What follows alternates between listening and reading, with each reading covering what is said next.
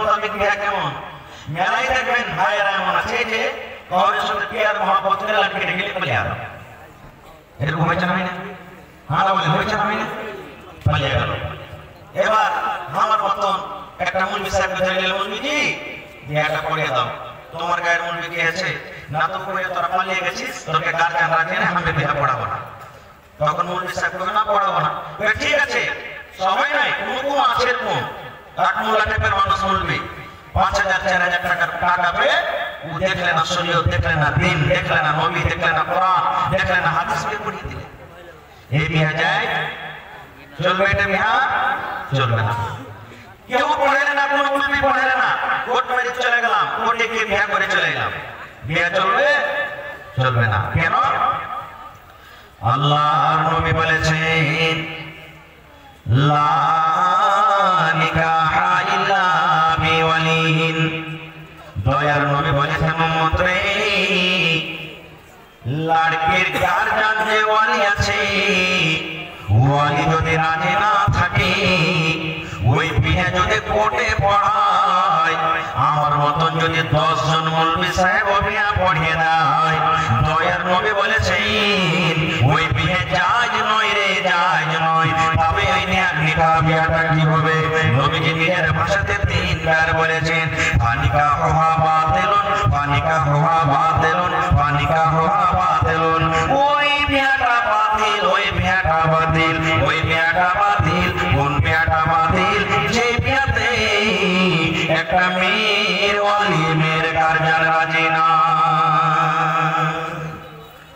তাইলে হাজার বার কোর্ট করতে গেল ওই বিয়া চলবে না যতক্ষণ ওর বাপ যে লড়কির যে গালি আছে যে লড়কার ওয়ালি আছে গার্জিয়ান যতক্ষণ পর্যন্ত রাজি খুশি না হবে কিন্তু দেখেন এই জায়গাতে যদি লড়কার বাপটা রাজি না থাকে তো বিয়ে হয়ে যাবে কিন্তু লড়কার বাপ রাজি নাই বিয়ে হয়ে যাবে কারণ আল্লাহ নবী বলেছেন ইয়া মাশারাশ শাবাব মান ইসতাতা মিনকুমুল বাআতা ফালিয়াতাযাওয়াজ ও যুবকের দল ও নওজওয়ান তোমার যদি বাতের মুরাদ হয় তোমার যদি বাতের ক্ষমতা হয় তাহলে তুমি বিয়ে করো তাহলে তুমি বিয়ে করো বলবেন মাওলানা বাত কাকে বলে বাত কি জিনিস কেন নবীজি বাতের কথা বললেন যুবককে ডাকলেন হে মুসলমান মুফাসসির কিরাম মুহাদ্দিস কিরাম বাতের 3 খানা মানা করেছেন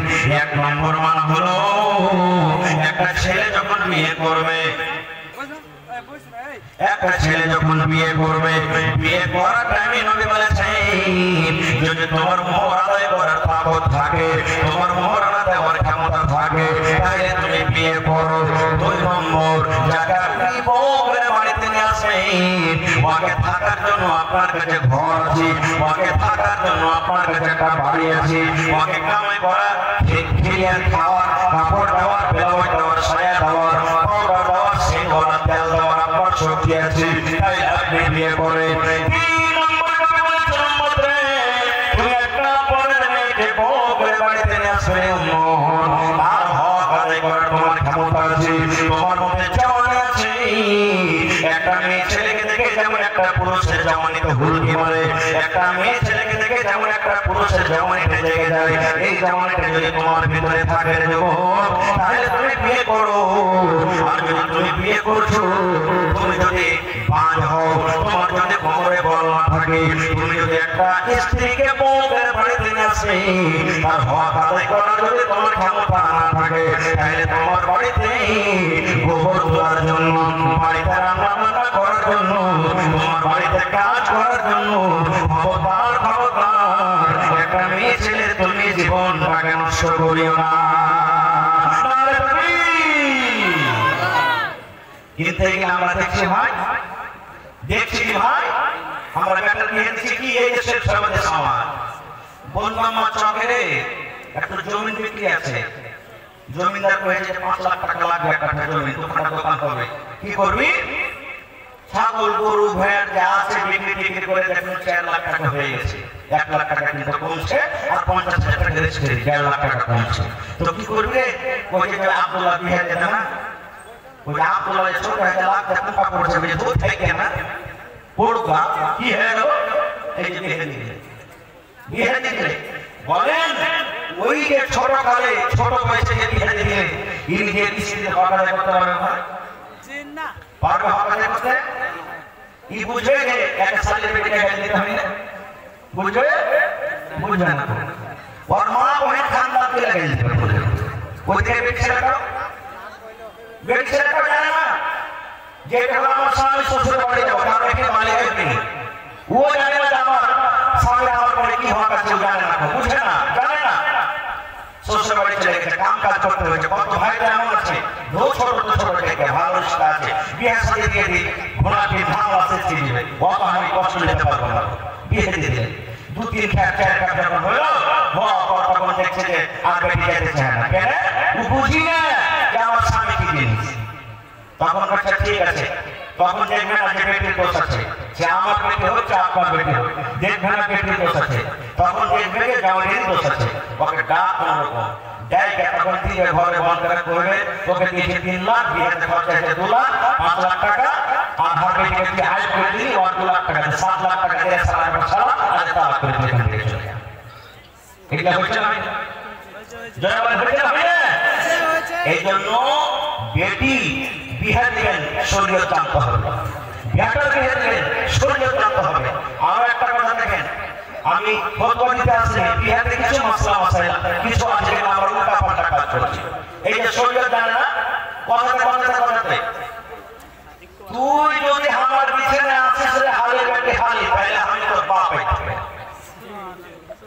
এটা 100 দিন কোন আছে আমি ছোট কথা বলছি 100 দিন কোন আছে ও কহে যে হুঁচি নিয়ে ছেলেটা রে মরা বেটা মরা যদি তুই হাত কাটে দিতে আসে এটা আছে সত্যি হলে হাবা এই দেখেন এইটা কথা হয়ে কেন শরীয়ত বোঝে না দিন বোঝে না কত দেখবেন নওজওয়ান যুবক কেমন আছে বিদেশে থাকতে চলে গেছে পুরস্কার বিয়ে দিয়ে 6 মাস বছর 2 বছর পরে আছে বাইরে এদিকে জমিকে আওয়াজ করবে না ভাই কে জমি আওয়াজ করবে স্ত্রীটা আপনার রেখে দেখাশোনা করবে মাসে মাসে আপনি 1 লাখ টাকা পাঠিয়ে দিলেন 50 টাকা পাঠিয়ে দিলেন এই টাকা দেখে কি খুব খুশি হয়ে থাকবে জীবনে থাকবে না এই মধ্যখানে যদি ছেলেটা কোনো গুনাহ করে যায় ভুল করে যায় পাপ করে যায় পুরুষের ঘরে সব ধরে নিয়ে যাবে সব ধরে নিয়ে যাবে ভাই আমার এই জন্য 3 থেকে 4 মাস যারা বিয়ে করেছে যার থেকে বেশি বাইরে থাকবেন না ভাই নিজের বিবিকে দিয়ে ওই বিবিকে সাথে নিয়ে চলে যান আর না হলে দিয়ে দেবেন 3 থেকে 4 মাস যার থেকে বেশি থাকবেন না আর যদি বাইরে খুব থাকার মন আছে না তো যতদিন থাকবেন অতদিন বিয়ে করে সব থেকে সব করে দিতে कोई हमारे मन से भी है मान बोली तो फिर वो पकड़े चले गए कि फिर मुंह का कोहल के हमसे भागते बनी की करो अल्लाह रसूल বলেছেন ও যুবকের দল তোমরা শুনে নাও নবী বলেছেন তুমি বিয়ে করো যদি তোমার বাপের ক্ষমতা থাকে তুমি বিয়ে করো তারপর নবী বলেছেন যদি তোমার বিয়ে করার শক্তি না থাকে তোমার কাছে বাড়ি নাই তোমার কাছে মোহর আদায় করার সময় টাকা নাই তোমার কাছে গাড়ি ঘোড়া নাই আল্লাহ রাসূল বলেছেন তুমি রোজা চালিয়ে দাও রোজা করো বড় রোজা করতে হবে যতদিন রোজা করে আপনার শরীর দুর্বল হয়ে যাবে রোজা করে আপনার শরীরটা যতক্ষণ পর্যন্ত আপনার বিলস হয়ে যাবে রোজা করে একটা বেড়ে ছেলেকে দেখে যতক্ষণ পর্যন্ত আপনার মনটা ঠান্ডা না হবে অতদিন পর্যন্ত আপনাকে রোজা চালিয়ে যেতে হবে আর এদিকে খেটে টাকা জমা করতে হবে আল্লাহ রাসূল বলেছেন যারা বিয়ে করার ক্ষমতা রাখে না নবী বলেছেন তাকে রোজা করে 3 টাকা দিতে হবে রোজা করে 3 টাকা দিতে হবে আহা আর একটা কথা বলি কত জায়গাতে এরকম বিচার হয়েছে এখনো হয়ে আছে ধরেন একটা ছেলে বিয়ে করেছে বিয়ে করার পর দেওয়ালিয়া করে গেল এরকম হয়েছে না হয়েছে না পড়শির একটা ছেলের সাথে পালিয়ে গেল বাবার কোনো সম্মান হয়ে গেল পুরুষকে জানতে পারলে ইয়াকে আমি থবো না ইয়াকে থবো না আমি কেন থবি না তুই যে আমার স্ত্রীটাকে নিয়ে পালিয়ে গেল বা আমার স্ত্রীর সাথে এরকম কাজ করেছে আসলে তুই এরকম হবে না নাকি তখন যখন আমরা পঞ্চায়েতের মানুষ সব বসে যাই কি করি এক খাবল পানি যেমন ডোল থেকে তুলি শরীরের ঠান্ডাকে এক খাবল পানির মতো তুলে দিয়ে দিল আর দিয়ে গেলে তখন কি করছি হ্যাঁ পূজা করছিল না তো কি করবে বিয়ে হবে বিয়ে কেমন দেবে তখনই ওর কাছ থেকে তালাক নেবে আর তখনই তালাক দিয়ে ফেরত সাথে বিয়ে করবে বিয়ে যাচ্ছিল যাচ্ছিল এটা হারাম হারাম হারাম এরকম যদি হয়ে আছে যতটি বাচ্চা হয়ে থাকে একটা জায়গায় হবে না আর যতদিন থাকবে স্ত্রীর কাছে সারা জীবন তার সাথে জেনাবে বেলা করবে ইচ্ছাটাকে খাওয়ার আছে হোটেল বন আছে আপনারা খেয়ে নেবেন কিছুক্ষণের মধ্যে হোটেল বন হবে যাদের খাওয়ার ইচ্ছা চলে যাবে ভাই মুসলমান তাহলে কি করতে হবে বুঝেন তালাক কি জিনিস আল্লাহ রাব্বুল আলামিন একটা বেটা ছেলেকে যেমন স্ত্রী যদি তোমার মন মতো না হয় স্ত্রীকে তুমি তালাক দিতে পারো ওই আল্লাহ রাব্বুল আলামিন মেয়েদের প্রতি শরীয়তে জুলুম করেনি অত্যাচার করেনি আল্লাহ রাব্বুল আলামিন একটা মেয়ে ছেলেকে তার হক দান করেছেন কি হক দিয়েছেন আপনি যদি আপনার স্ত্রীকে যদি তালাক দেবেন বন্ধুরে আমার 3 মাস পর্যন্ত ওই মেয়ে ছেলেটা অন্য কোনো বেটা ছেলের সাথে বিয়ে করতে পারবে না অন্য কোনো বেটা ছেলের সাথে পালিয়ে যেতে পারবে না যতক্ষণ পর্যন্ত 3 মাস না কাটবে ততক্ষণ পর্যন্ত অন্য কোনো মেয়ে ছেলেটা অন্য কোনো ছেলের সাথে বিয়ে করতে পারবে না শরীয়তের ফয়সালা 3 মাসের ভিতরে যদি ছেলেটা চাহে আমার স্ত্রীকে আমি ঘুরিয়ে দিব ও ঘুরাইতে পারে কারণ 3 মাস পর্যন্ত তার স্ত্রী হয়ে থাকে আর 3 মাস যখন শেষ হয়ে গেল তখন কিন্তু আর সে ঘুরাইতে পারবে না এটা শরীয়ত এই মতো একটা বেটা ছেলে তালাক দিয়ে দিল নিজের বিবিকে তার ইদ্যত হলো 3 মাস এই মতো বলেছে একটা মহিলা একটা বেটা ছেলে ওর পুরুষ ভালো হয়নি পুরুষ আলাপড়া করে ভালো মতো খেতে দেয় না বা কোনো দরকার আছে দরকারে যায় পুরুষরা পর্যন্ত হয় না শরীয়ত বলেছে মহিলা রে তোমার স্বামীর কাছ থেকে তুমি খোলা নিয়ে নাও খোলা করো খোলা মানে কি যে মুহূর্তটা আপনি ছেলেটাকে দিয়েছেন 10,000 5,000 2,000 1,000 জমি জেওয়ার যা দিয়েছেন বেটি ছেলেটা যদি খোলা করে ওটা সবটি পঞ্চায়েতের সঙ্গে ভরে দিতে হবে আর ওর ইদ্যত হলো এক মাস ইদ্যত পর্যন্ত বেটি ছেলেটা অন্য কোনো জায়গাতে বিয়ে করতে পারবে না পর্যন্ত আর যদি একটা সন্তান ছেলেপিলা থাকে কেউ তালাক দিয়ে দেয় তো ওর ইদ্যত যতদিন ছেলেটা দুনিয়াতে না আসবে যতদিন ছেলেটা দুনিয়াতে পয়দা না নেবে ততদিন হলো ওর ইদ্যত এবার বলেন একই মজলিসে বসে যে তালাক হয়ে গেল একই মজলিসে বসে যে ফির বিয়ে হয়ে গেল রাসূল বলেছেন বেটা ছেলে তালাক দিয়ে 3 মাস থাকি ইদ্যত পালন করতে হবে বেটি ছেলেকে দিয়ে খোলা করে তোমার একই ইদ্যত তাহলে একই মজলিসে সব কিছু করে দিলাম এটা কি জায়েজ হলো না ধরে বলে জায়েজ হলো না জায়েজ হলো না তো ভাই আমার এই জন্য শরীয়ত আমাদেরকে জানতে হবে আল্লাহর নবীর জামানাতে এক বাপ নিজের বেটি বিয়ে দেবে বেটি বলছে আব্বু আমি বিয়ে করবো না কেন করবে না আমার মন না বিয়ে করা সেই বাপ নবীর দরবারে চলে গেলেন জবাব করে বলছেন ইয়া রাসূলুল্লাহ আমি আমার মেয়ের বেটির বিবাহ দেব আমার বেটি বলছে যে আব্বা আমি বিয়ে করবো না একটু বুঝান আমার বেটিকে নবীজি বললেন তোমার বেটিকে নিয়ে এসো বেটিকে নিয়ে চলে গেলেন আল্লাহ রাসূল বললেন ও আল্লাহর বান্দী তোমার আব্বা জান তোমার বিয়ে দেবে তুমি কেন রাজি হও না তুমি কার করছো কারণটা কি এ আমার বোনেরা মায়েরা খালারা ভালো করে হাদিসটা শুনেন গে মা আল্লাহর নবীর কথা শুনে এবার সেই ব্যক্তি বলছেন সেই মহিলা সেই নারী বলছেন ইয়া রাসূলুল্লাহ আল্লাহ নবী গো আমার বাপ আমার মেয়ে দিতে চাইছে আমি কার করি আমি কিন্তু জানি না আমার স্বামী আমার পরে কতটা ভোগ রয়েছে নবীজি আমার স্বামীর সাথে আমাকে কি ব্যবহার করতে হবে আল্লাহর নবী গো আমার উপরে আমার স্বামীর কতটা ভোগ রয়েছে আমি জানি না এই জন্য আমি কার করি একটু দয়া করে বলেন নবী গো আমি যার স্ত্রী হব যে আমাকে বউ করে বাড়িতে নিয়ে যাবে যার আমি বিবি হব আমি যার বাড়িতে আমি স্ত্রী হয়ে যাব যে আমার স্বামী হবে আমার স্বামী আমার পরে কতটা ভোগ করেছে নবী একটু দয়া করে বলেন আল্লাহ নবী বললেন মহিলা রে তোমার স্বামীর উপরে তোমার কতটা ভোগ রয়েছে মহিলা তোমার উপরে তোমার স্বামীর কতটা ভোগ রয়েছে তোমার গায়ে তোমার শরীরে যদি পট হয়ে যায়, তোমার শরীরে যদি ঘা হয়ে যায়, আর ঘাটা পেকে গেছে, রক্ত বইছে, খুন চুইছে, ভূত চুইছে, এই মতো অবস্থায় তোমার স্বামী যদি বলে এই রক্ত তুমি সাফ করে দাও রে বিবি, এই রক্ত তুমি মুছে দাও, কি দিয়ে মুছবে? আল্লাহ রাব্বুল আলামিন তোমাকে জিহ্বা দিয়েছে, এই জিহ্বাটা দিয়ে তুমি এই রক্তটা আমার সাফ করে দাও। পানি দিয়ে তোমাকে সাফ করতে হবে না, তোমাকে তুলা দিয়ে সাফ করতে হবে না, কাপড় দিয়ে তোমাকে সাফ করতে হবে না। আল্লাহ রাব্বুল আলামিন এই যে তোমাকে জিহ্বা দিয়েছে, এই জিহ্বা দিয়ে চেটে চেটে চেটে তুমি সাফ করে দাও। এত করে হক তোমার সাগর করে। তাহলে এই হাদিসকে সামনে রাখেন। আর একটা হাদিস আপনাদের সামনে বলি। আল্লাহ রাসূল বলেছেন, মহিলারে তোমার স্বামী স্কুল থেকে বাড়িতে এলো, তোমার স্বামী দোকান থেকে বাড়িতে এলো, তোমার স্বামী মাদ্রাসা করে বাড়িতে এলো, তোমার স্বামী হাল বয়ে বাড়িতে এলো, তোমার স্বামী বাজার থেকে বাড়িতে এলো, তোমার স্বামী সারাদিন কাম কাজ করে বাড়িতে এলো। আল্লাহ রাসূল বলেছেন, মহিলা তুমি বাড়িতে খানা তৈরি করো, তুমি বাড়িতে রুটি বানাও, তুমি বাড়িতে ভাত রান্না করো, তুমি বাড়িতে গোশ রান্না করো, তুমি বাড়িতে কুয়া চিন্তা করো। এই মতো অবস্থাতে তোমার স্বামী বাড়িতে ঢুকলো, আর ঢোকার পর তোমাকে যদি বলে ও আব্দুল্লাহর মা, ও খালেদার মা, ও সাইয়েদার মা, ও বিবি আমাকে পিপাসা লেগেছে রে বিবি, এক গ্লাস পানি লাগিয়ে দাও। বিবি আমার মাথাতে ব্যথা করছে, তুমি একটু তেল দিয়ে আমার মাথাটা দিয়ে দাও। বিবি তুমি একটু ঘরের দিকে চলো, আমার দরকার রয়েছে।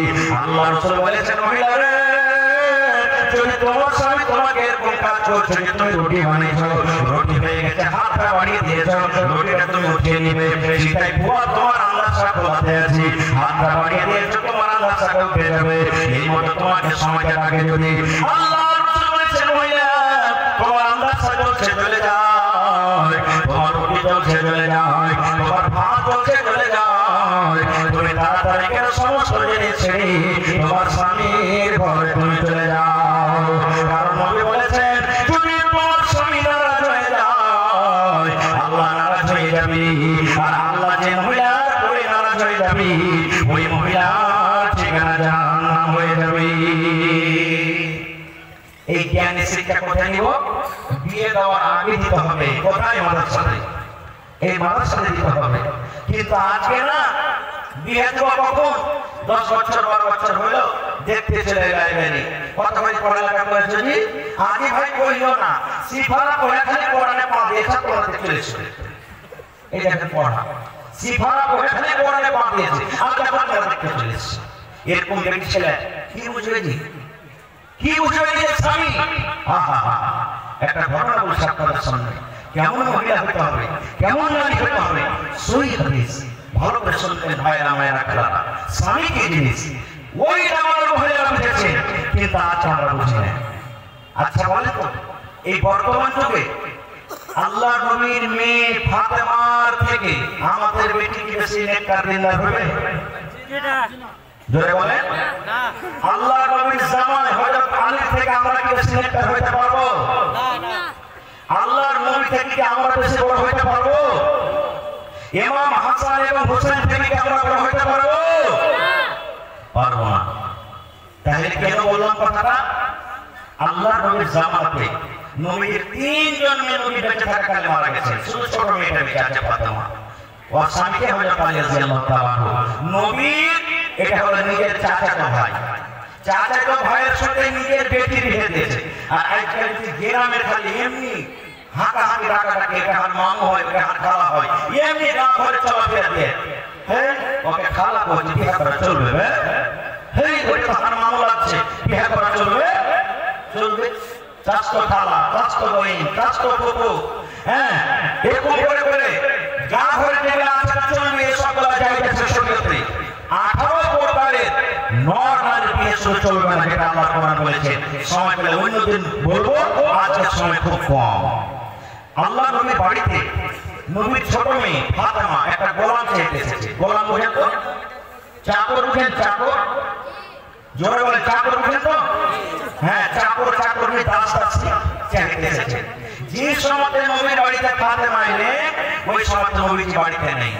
আমাদের বেটি আপনার বেটি আপনার কাছে কোনো চায় না কিছু টাকা পয়সা আপা পালক দেন আপা কমল দেন আপা মুরগি দেন আপা ছাগল দেন আপা এই দেন চায় কি চায় না আমার যারা বলে চায় কি চায় না চায় এসেছো একা যাবে একা সঙ্গে কেউ যাবে না এসেছো একা যাবে একা সঙ্গে কেউ যাবে না কিন্তু সেদিনটা পড়িবে কিন্তু সেদিনটা পড়িবে কবর মাঝে সইতে জোগাড় কিছু করছ বন্ধু তার মাঝে বিছাইতে জোগাড় কিছু করছ বন্ধু তার মাঝে বিছাইতে লক্ষ কোটি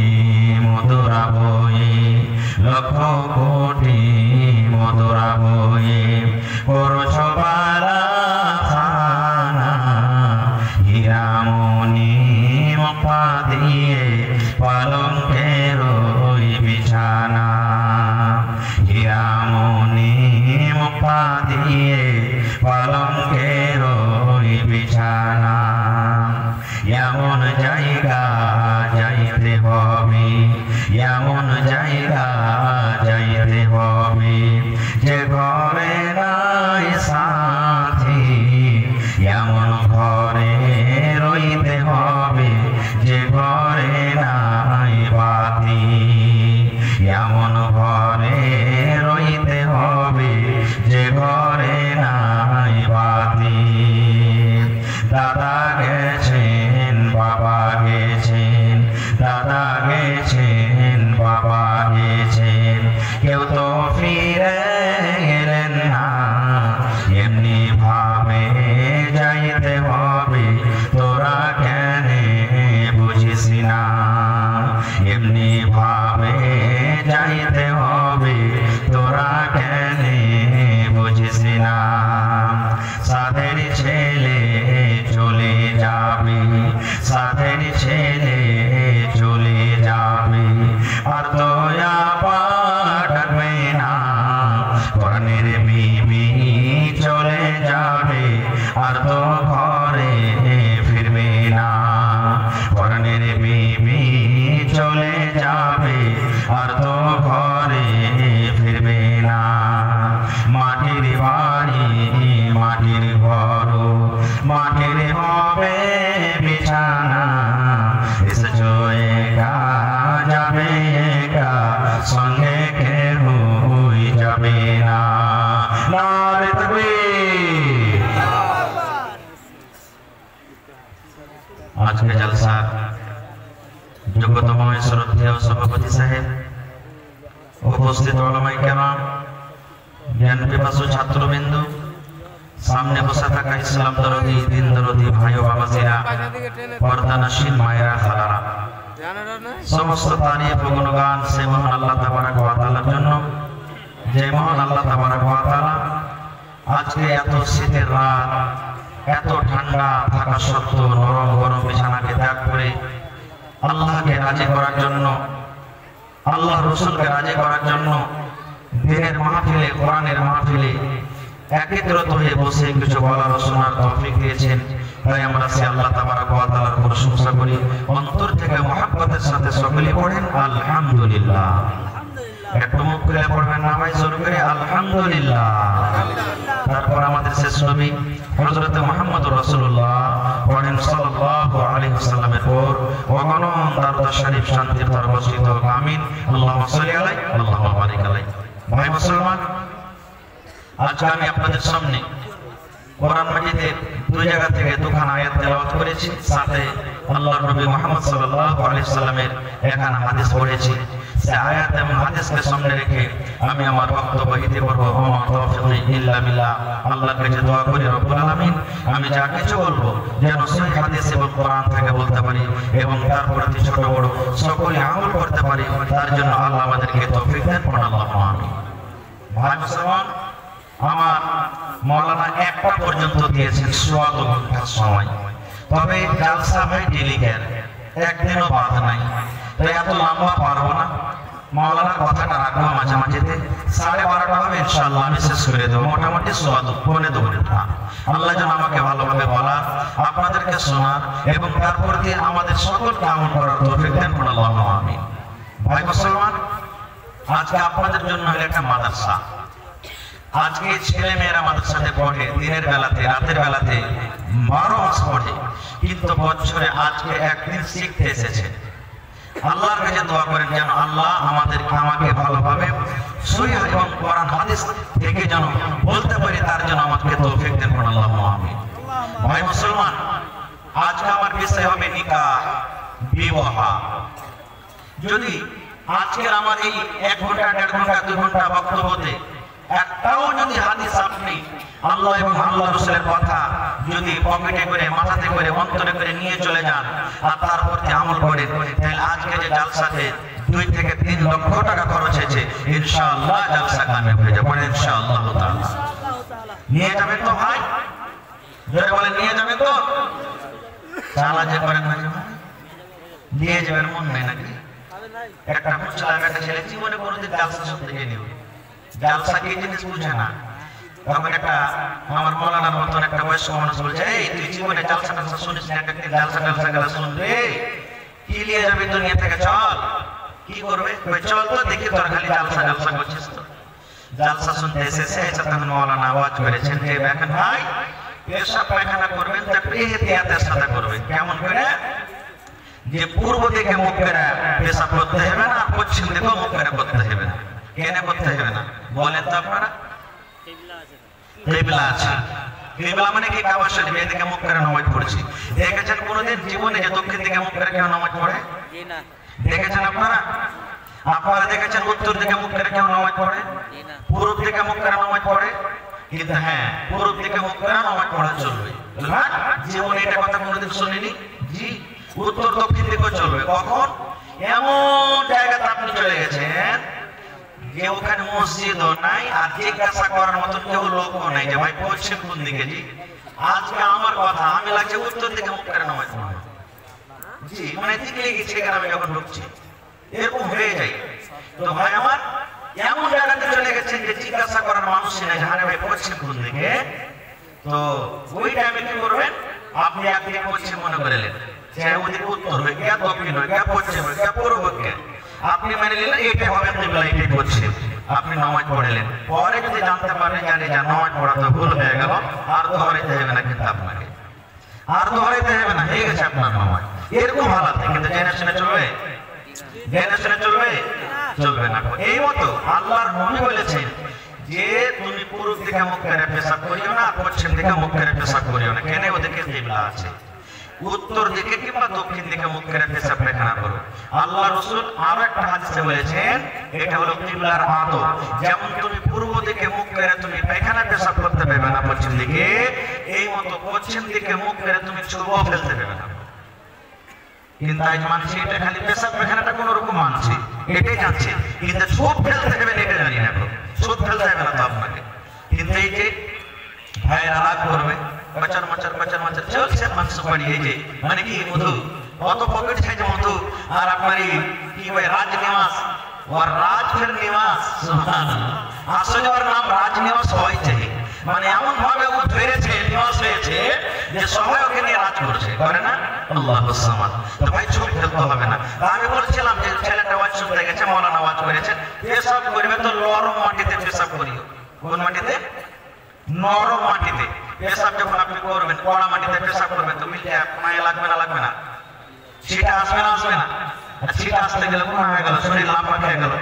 তো ও তখন বাড়ি গেছে, বাড়ি গিয়ে তখন বাড়িতে আমার একটা সিমেন্টের বড়া ছিল, হাত ভরা বালি নিয়েছে, আর এর করে মাথা দিলে গায়ে গায়ে হেঁটে বেড়েছে, যেখানে যে ওখানে নিয়ে যাবো হাত ভরা বালিটা। তখন একটা লোক হয়েছে যে, এই তোর মাথাতে কে গায়ে আজও জালসা আছে যাবে শুনতে? বলছে হ্যাঁ ওইগুলোই করে বেড়াচ্ছি আমি। বলছে কি হয়েছে? বলছে বনগামা জালসা করতে গেছে, মুলবিরা কয়েছে নরম মাটিতে পেশাব করিস তো, নরম মাটি কোনটা করে যাবে তাহলে বালি ঢেলে বেড়াচ্ছে, যেখানে যেখানে পেশাব করার মনে ওখানে যেখানে পেশাব করছে। আরেকটা বছর জালসা শুনতে কি মাথাতে চাপিয়ে দেবে, বড় নাম দেবো না ভাই। এরকম জালসা জেনে কি লাভ হবে? জীবন হবে না। ফের যাও তো আজকে আমার মেসেজ, আজকে আমার টপিক, আজকে আমার বিষয় হবে কি নিকাহ। নিকাহ কি জিনিস?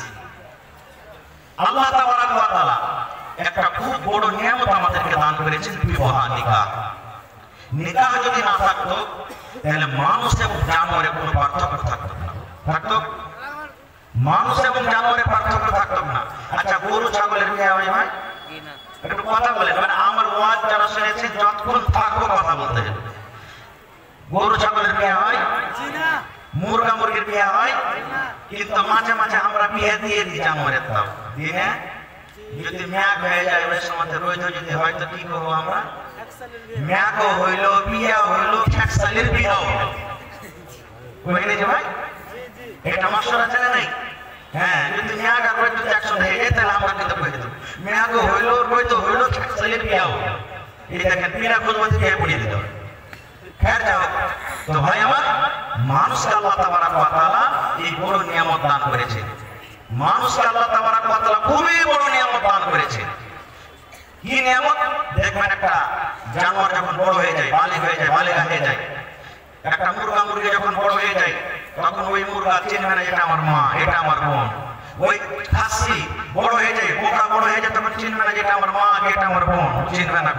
একটা গরু চিনবে না যেটা আমার মা, এটা আমার বোন, চিনবে। কিন্তু ওদের কি পাপ হবে? গুনাহ হবে ওদের। ওদের উপরে শরীয়তই নেই, শরীয়তই নেই, কিন্তু আমরা মানুষ, আমাদের প্রতি শরীয়ত আছে। তাহলে জানোয়ারের বিয়ে হয় না, আমাদের বিবাহ হয়। জানোয়ারের জন্য শরীয়ত নেই, আমাদের জন্য শরীয়ত আছে। তাহলে আমাদেরকে শরীয়ত মোতাবেক বিয়ে করতে হবে, না হবে না? যেটা বলে হবে না, হবে